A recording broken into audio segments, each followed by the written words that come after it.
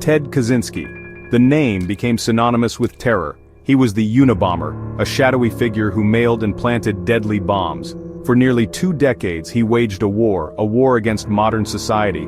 His attacks killed 3 people and injured 23 others. He baffled investigators for years, but Kaczynski was once a boy of extraordinary promise. Born in 1942, he grew up in Illinois.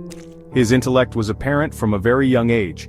He possessed a genius-level IQ and skipped grades in school. He was always younger than his classmates. This brilliance set him apart, but it also sowed seeds of isolation. At 16 he entered Harvard University, a remarkable feat for someone so young. He studied advanced mathematics there and excelled academically in his chosen field. Yet Harvard was also where shadows gathered. He participated in a controversial psychological experiment led by Henry Murray, which involved stressful interrogations. This experience may have deeply scarred him. Despite his academic success, social connection eluded him. He was known to be shy and was often reclusive around others. He struggled to form meaningful relationships. After earning his PhD from Michigan, he taught at Berkeley. This was a prestigious university post, but he abruptly resigned his position in 1969. He chose a path leading far from society.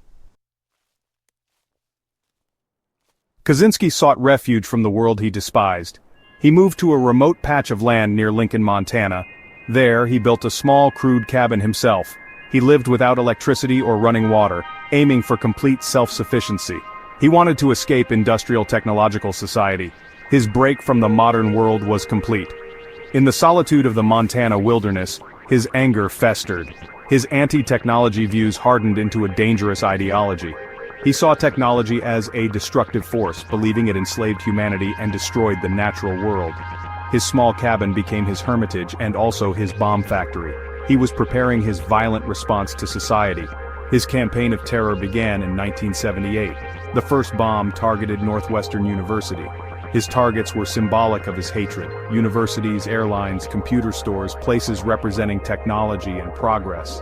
The FBI nicknamed him Unabomber, for university and airline bomber. His early devices grew deadlier over time. For 17 years he remained a ghost. His attacks were sporadic and unpredictable, geographically widespread across America. This made him incredibly difficult to track.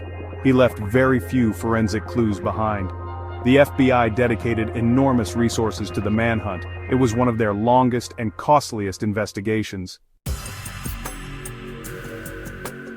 In 1995, the Unabomber made a demand. He sent a 35,000-word manuscript to media outlets. Its title was Industrial Society and Its Future. It became known as his manifesto. He promised to stop bombing if it was published.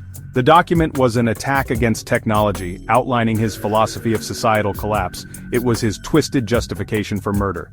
The FBI and the Justice Department faced a dilemma. Publishing could be seen as giving a terrorist a platform, but it might also contain vital clues that could lead to his identity. After careful consideration, they agreed to publish. The Washington Post and the New York Times printed it. It was a desperate gamble for a break. The gamble paid off significantly. David Kaczynski read the published text and recognized the ideas within it. He recognized the phrasing his brother used. They matched letters from his estranged brother, Ted. David and his wife, Linda Patrick, made a painful decision. They contacted the FBI with their suspicions and provided crucial evidence: letters from Ted. On April 3, 1996, federal agents raided Kaczynski's cabin. They found him inside the small structure. They also found a completed live bomb. Bomb-making materials were discovered everywhere. Journals detailed his crimes and his deep hatred. Ted Kaczynski was arrested that day.